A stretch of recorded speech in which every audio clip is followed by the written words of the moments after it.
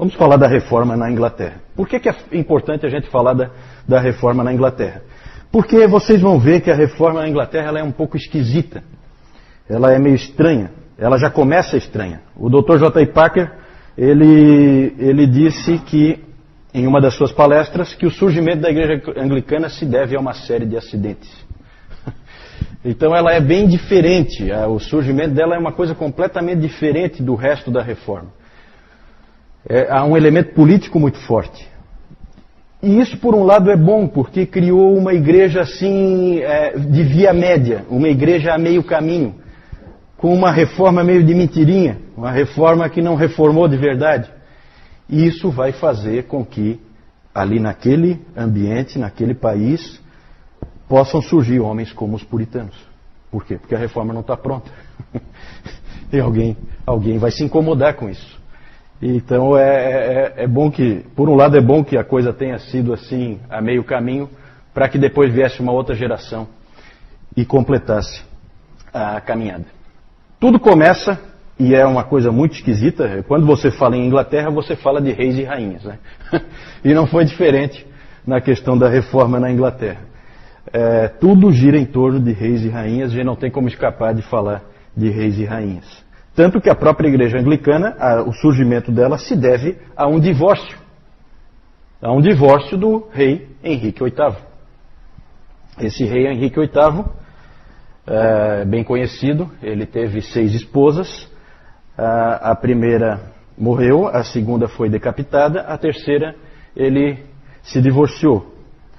A quarta morreu, a quinta foi decapitada também, e a sexta foi a única que sobreviveu. Né? Então, parece ser realmente um bom partido esse Henrique VIII. Né? 2 ele mandou decapitar. Então é interessante, um sujeito bastante estranho.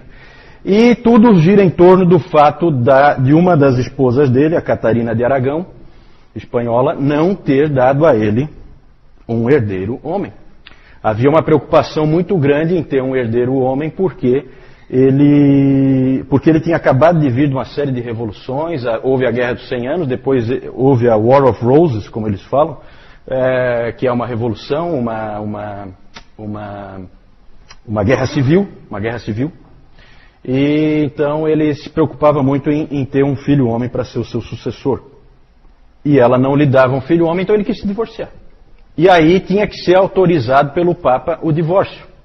Só que tem um probleminha. A Catarina de Aragão não era qualquer pessoa. Ela era só a tia do imperador Carlos V. E aí, politicamente, você arrumou para sua cabeça. O Papa não vai autorizar, porque ele tem medo. E o Henrique VIII também fica numa situação difícil. Então ficaram enrolando. Certo? Ficou aquela burocracia e não saía nunca a autorização dele para se divorciar. O que ele fez? Ele simplesmente declarou um belo dia que ele era o cabeça da Igreja da Inglaterra. Em 1534, ele se disse o cabeça da Igreja da Inglaterra. Não é o Papa, sou eu o cabeça da Igreja da Inglaterra. Que bom cabeça esse, hein? 6 esposas, 2 ele decapitou. Duas perderam a cabeça por ele, né? Devia ser realmente um... Mas ele então simplesmente fez isso. Politicamente declarou que ele passava a ser o cabeça da igreja. E aí, Henrique VIII autorizou Henrique VIII a se divorciar. Certo? Perceberam a jogada? Que maravilha, né? Alguém já disse que esse cara aí, Henrique VIII, alguém disse sobre ele. Ele era o rei, o único rei e nada mais que o rei. E em relação à Igreja da Inglaterra, ele era o Papa, o único Papa, e algo mais do que o Papa. Então esse sujeito aí, na verdade, governava com mão de ferro, não só o reino, mas a própria Igreja. Sim. Ele é um dos Tudors, o Henrique VIII é um dos Tudors. É a dinastia Tudor. Aí vocês já perceberam, pelo quadro assim que vocês puderam ver do Henrique VIII, vocês já perceberam que quem não concordava com ele morria, né? Então o Thomas More, que tinha sido o chanceler dele na época em que ele ainda era católico, o Thomas More permaneceu muito fiel ao catolicismo. E aí, evidentemente, Foi morto pelo Henrique VIII, claro. E o Thomas Cromwell, que foi outro, que daí era protestante e era luterano, também alguma hora lá o Henrique VIII não gostou de alguma coisa que ele disse e também mandou matar. Então ele ia mandando matar a turma um por outro, um atrás do outro. O Thomas Cromwell, quando foi morto, quando ele foi decapitado, no mesmo dia mais 2 protestantes foram queimados e 3 padres católicos foram enforcados. Tudo no mesmo dia. Até alguém, um estrangeiro que passava por ali, disse o seguinte: que país é a Inglaterra? Que país fantástico é a Inglaterra? Lá enforcam-se papistas e queimam-se antipapistas. Não tem lógica nenhuma, né? A mesma coisa, você queima o protestante, queima o católico, queima tudo junto. Então é estranho. Quando Henrique morreu, o seu filho Eduardo VI, filho da Jane Seymour, que foi acho que a terceira esposa dele, ou a segunda, ele assumiu, ele tinha só 10 anos de idade. Claro que aí tinha regentes ajudando ele, mas ele era protestante. E na época do Eduardo VI, o protestantismo floresceu na Inglaterra. O problema é que Eduardo VI morreu aos 16 anos. E aí assumiu a irmã dele, Maria I, a Sanguinária. Bloody Mary, né? Bloody Mary. Ela é a Bloody Mary. Ela era ultracatólica, essa Maria. E ela reinou de 1553 a 1558, e ali foi uma época de fortíssima perseguição aos protestantes. Fortíssima perseguição. Muitos foram mortos nessa época, por isso que ela é a Bloody Mary, por isso que ela é a Maria Sanguinária. O John Foxe escreveu o Livro dos Mártires, e ali ele cita vários que morreram sob a Bloody Mary. Ele fala de 284 mortos por causa da sua fé, e cerca de 800 líderes protestantes foram para o continente. Porque aqui em Inglaterra, né, vamos se localizar, a Inglaterra é uma ilha, certo? Quando a gente fala ir para o continente, é você vir para a parte continental da Europa, certo? O que eles fizeram, esses 800 líderes aí, protestantes? Foram para Genebra, boa parte deles. Né? Então é aquela coisa, você acha, a Maria achava que estava fazendo uma grande coisa para acabar com o protestantismo ao perseguir os protestantes, quando na verdade ela estava arrumando problemas, porque esses indivíduos foram lá aprender, eles foram para o melhor lugar que existia para aprender, que era a Academia de Genebra, certo? Boa parte deles. Não foram só para lá, né? Mas uma boa parte foi para lá. Então esses exilados acabavam indo lá e aprendendo com Calvino e companhia. E aí já viu, né? Pela providência divina, Maria só reinou 6 anos. Não durou muito o reinado dela. E aí entrou no lugar dela a sua meia-irmã Elizabeth. Na verdade, a história sempre coloca como Isabel, certo? Isabel I da Inglaterra. Só que como hoje em dia, para Elizabeth II, que é a atual rainha da Inglaterra, se fala Elizabeth, então vamos falar Elizabeth, certo? Elizabeth I, que é o nome como os ingleses pronunciam, né? Para nós é Isabel, em português é Isabel. Mas essa Elizabeth teve um reinado dos mais longos. Ela reinou, se não me engano, uns 45 anos mais ou menos. Aí dá para mais ou menos calcular. Eu acho que é 45 anos, né? Dá isso? Isso, é. Ela era protestante, e aí um monte de gente pôde de novo voltar para a Inglaterra, aqueles que tinham fugido, mas não apoiava os puritanos. Ela é aquela protestante meio caminho. Isso tudo é importante mais para frente. Na verdade, por aí vocês vão vendo o tom do anglicanismo. O anglicanismo, vocês viram mais ou menos como é que ele é construído. Em cima da figura de reis e rainhas com interesses políticos, né? Então ele é meio pobre assim em termos de consciência. Não há muita consciência. Ele é uma via média, né, entre o catolicismo e o protestantismo. É claro que não é só isso. É claro que você tem lá dentro acontecendo, já tinha há muito tempo, desde o tempo do Wycliffe, lembra do Wycliffe? Nós tínhamos os Lollardos que eram pregadores, que levavam as ideias do Wycliffe, que faziam a pregação da palavra, Então, não podemos imaginar que na Inglaterra foi só uma coisa do rei dizer que agora nós somos protestantes e que não havia um protestantismo real ali.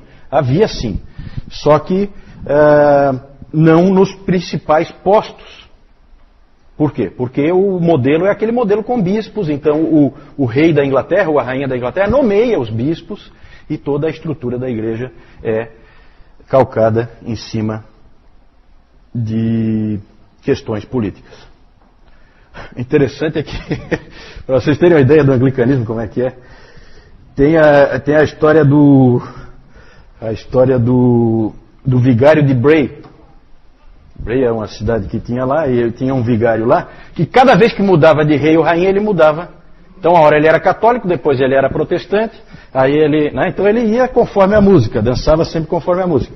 E alguém chegou para ele e perguntou assim, mas você não tem princípios? Você não segue princípios? Aí ele respondeu assim, não, eu sou um homem de princípios. Eu sempre tive um único princípio e sempre fui fiel a ele. Ser o vigário de Bray. Então ele dançava conforme a música, com isso ele não se incomodava, né? Então esse é mais ou menos o espírito. Houve então forte influência do Wycliffe lá na Inglaterra e influência de Lutero, muito forte, porque os escritos de Lutero circulavam por toda a Europa. O Lutero influenciou todo mundo. Todos os protestantes foram influenciados pelo Lutero. E lá dentro de Cambridge, da Universidade de Cambridge, tinha uma hospedaria chamada White Horse Inn, que é a hospedaria do Cavalo Branco. E lá, crentes protestantes iam e se encontravam para estudar a Bíblia, para discutir os últimos livros do Lutero, para discutir como levar a reforma à frente. Havia essas reuniões ali, nesse White Horse Inn, em Cambridge. Alguém chegou a chamar na época aquele lugar de a pequena Alemanha. Tal a influência do Lutero ali dentro, certo? Tudo isso aí vai ajudar a depois fazer surgir os puritanos. Não vamos nos ater muito tempo nessa questão da reforma da Inglaterra, só para dar um panorama. Mas aí tem algumas figuras importantes. Thomas Cranmer, ele começou com o Henrique VIII. O Henrique VIII, na verdade, morreu com nas mãos do Thomas Cranmer, que era o arcebispo da Cantuária, o primeiro arcebispo da Cantuária, certo? É considerado o primeiro na igreja anglicana, certo? Porque antes era tudo igreja católica romana, certo? Então ele é o primeiro arcebispo da Cantuária na igreja anglicana. Ele é autor do livro de oração comum, que até hoje é a liturgia da igreja anglicana. Esse aí é famoso, talvez vocês conheçam um pouco da história dele, ele é famoso por ter se arrependido várias vezes. Ele dava para trás, ele era pressionado pela Maria, a sanguinária, e aí ele dava para trás, e aí ele dizia que ele não queria em nada daquilo. Não era um homem corajoso, não era, certo? E ele acabou, no fim das contas, se arrependendo do seu arrependimento, e ele, quando foi queimado, talvez vocês conheçam essa história, ele queimou primeiro a mão que assinou o arrependimento. Ele colocou a mão primeiro e ele falou algumas coisas indecorosas contra a mão dele, né? Porque aquela mão tinha sido fraca e tinha assinado, né, um documento em que ele renunciava ao Evangelho. Na verdade, e vinha para o catolicismo, né? No fim das contas, ele foi morto de qualquer maneira pela Maria Sanguinária. Outro que também foi morto foi esse segundo aí, Hugh Latimer. Ele foi morto junto com o Nicholas Ridley, também é uma história famosa. Os dois foram amarrados juntos e queimados. O Latimer era um grande pregador, fortíssimo pregador do Evangelho, e foi morto junto com esse Nicholas Ridley. Ali tem a famosa frase dele para o Ridley, né, que ele falou assim: fique firme, mestre Ridley. Neste dia nós vamos acender tal candeia, pela graça de Deus, na Inglaterra, que eu confio que jamais se apagará. Isso lá na fogueira, ele falou para o Ridley. Né? Um pouquinho de humor aí, né? Vamos acender uma candeia, na verdade estão pegando fogo. Né? E por último, esse também é um sujeito muito importante, talvez vocês já tenham visto o nome dele, porque sempre que se fala em Bíblias, se fala em William Tyndale. Ele fez a tradução da Bíblia. Ah, mas o John Wycliffe já tinha feito. Sim, o Wycliffe tinha feito, mas ele tinha traduzido da Vulgata. Essa tradução do Tyndale é uma tradução direto dos originais, direto dos manuscritos, direto do grego, certo? Ele começou traduzindo Claro que aqui já há influência do quê? Dos humanistas, influência do Erasmo, né? Então essa é a época em que começam as traduções vindo do original, certo? O Tyndale então fez a tradução dele, fez o trabalho todo no continente, tá? Não na Inglaterra, porque ele foi perseguido pelo Thomas More, que era chanceler católico do Henrique VIII, quando Henrique VIII não era protestante ainda. Ele completou o Novo Testamento em 1526 e já tinha traduzido metade do Velho Testamento quando morreu, então, em 1536. Depois o Miles Coverdale terminou a tradução. É só citar esses nomes aí, porque podem aparecer, de repente estão lendo alguma coisa, aparecem os nomes aí, então só para lembrar que alguma vez vocês já ouviram os nomes dessas pessoas aí.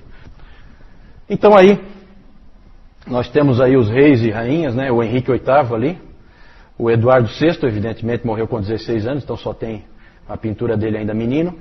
A Maria I, então, a Maria Sanguinária, e a Elizabeth I. Essa Elizabeth I sempre aparece em um monte de filmes aí de Hollywood, né? Vários filmes ela já apareceu, toda hora vem um outro filme com a Elizabeth I. Foi uma rainha muito importante na história da Inglaterra. 45 anos de reinado não é pouca coisa. E ainda mais no meio daquela turbulência toda. Thomas Cranmer, Hugh Latimer e, aqui está errado, esse aqui é o Tyndale. Esse aqui mais à minha esquerda.